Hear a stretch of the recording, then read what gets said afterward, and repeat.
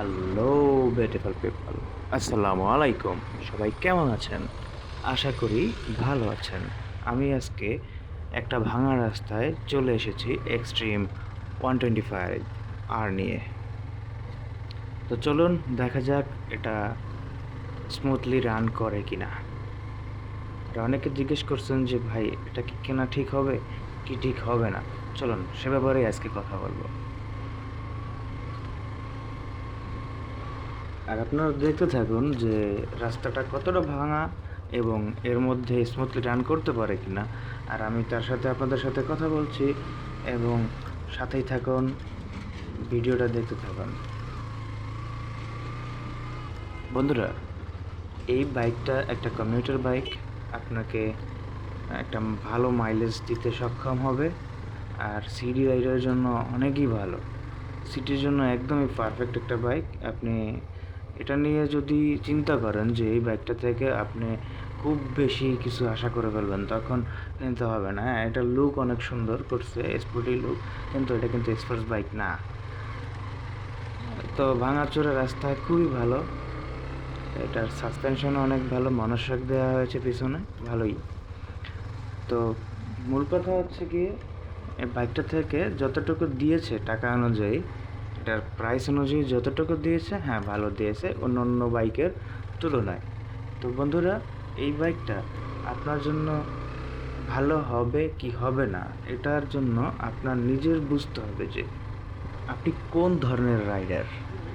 আপনার কি sports bike দরকার না কমিউটার বাইক দরকার, এটা আগে আপনার ঠিক করতে হবে যে আপনি আসলে কি চাচ্ছেন। তো সর্বোপরি মানুষ একটা বাইক কিনে তার পরিশ্রমের টাকা দিয়ে, কষ্টের টাকা দিয়ে। হ্যাঁ, এটা যেন বিফলে না যায়। সবাই অনেক চিন্তা ভাবনা করে একটা বাইক কিনবেন আর দেখে শুনে বাইক কিনবেন। আমি এই বাইকটা কিনতে আপনাদের সাজেস্ট করতেছি না, আবার কিনতে নাও করতেছি না। ব্যাপারটা হচ্ছে, বাইকটা আপনি যদি কিনেন, বাইকটা আমার রাইড করে যতটুকু মনে হয়েছে বাইকটা মোটামুটি চলে, খারাপ না। আর এটার মধ্যে অনেক কিছুই নতুন দেওয়া হয়েছে, যেমন আপনার এমার্জেন্সি যে ইন্ডিকেটর, 4টা ইন্ডিকেটর যে একসাথে জ্বলবে সেটা দেওয়া হয়েছে। কিলিং সুইচ দেওয়া হয়েছে, যা হিরোর কমিউটার বাইকগুলোয় আগে দেওয়া হয় নাই। আর বাইকের যতগুলো লাইট আছে সবগুলো এলইডি লাইট দেওয়া হয়েছে। বাইকটা এবিএস রয়েছে। তো সব মিলিয়ে কিন্তু একটা দামের সাথে মোটামুটি একটা ডিল বলা যায়। দেখুন কি পরিমাণে ভাঙা রাস্তা, এই সমস্ত জায়গা থেকে আমি খুব ইজিলি পার করে যাচ্ছি। আর হাতে কিন্তু তেমন একটা প্রেশার আসতেছিল না। খুবই ভালো লাগতেছে যে আমি বর্তমানে একটা ফেজার রাইড করি। বাইকটার সাসপেনশন মোটামুটি ফেজারের সাথে তুলনা করা যায়। খুব ইজিলি পার করতেছে ভাঙাগুলো, আপনারা দেখেন।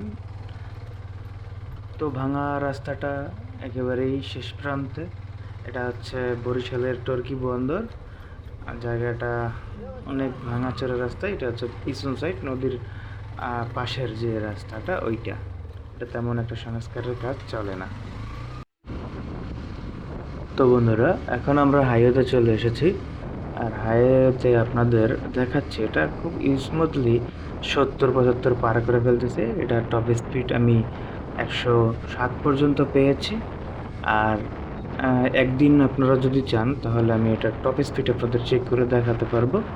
আর বাইকটা খুব সুন্দর রান করা যাচ্ছে। আর ব্রেকের গ্রিপটাও অনেক ভালো এই বাইকের। যদিও একটি 125 সিসি বাইক, তারপরেও রাইড করে খারাপ লাগেনি। অলরেডি 70+ হয়ে গেছে। তো বন্ধুরা, আমাদের সাথেই থাকুন, ভালো থাকুন, সুস্থ থাকুন, আর আমার জন্য দোয়া করবেন।